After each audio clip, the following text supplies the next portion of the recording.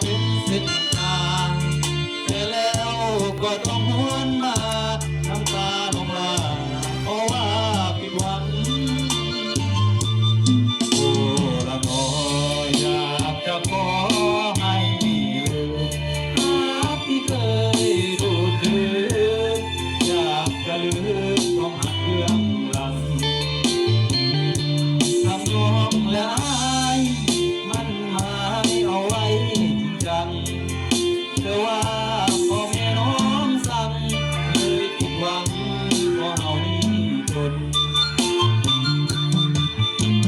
ขอให้น้องนั้นจงสุขีแต่งกับคนหักสุขีเธอน้องหน้ามนอย่ามาหาให้แม่น้องอายผู้คนส่วนอายจะขอยอมคนเพื่อหน้ามนนั้นสุขสบาย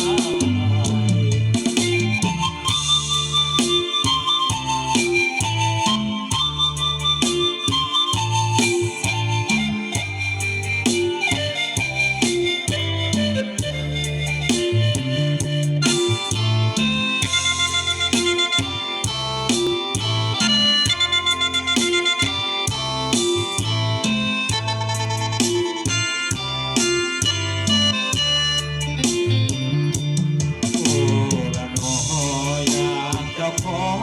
ให้ลืมภาพที่เคยรูดลืมอยากจะลืมความหักเรื่องหลังทั้งน้องและอายมันหมายเอาไว้จริงจังแต่ว่าพ่อแม่น้องสั่งเลยผิดหวัง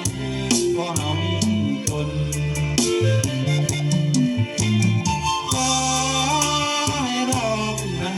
สุขีแต่งกับคนหักสุขีเธอน้องหน้า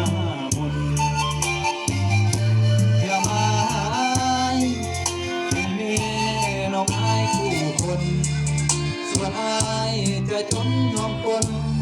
เพื่อ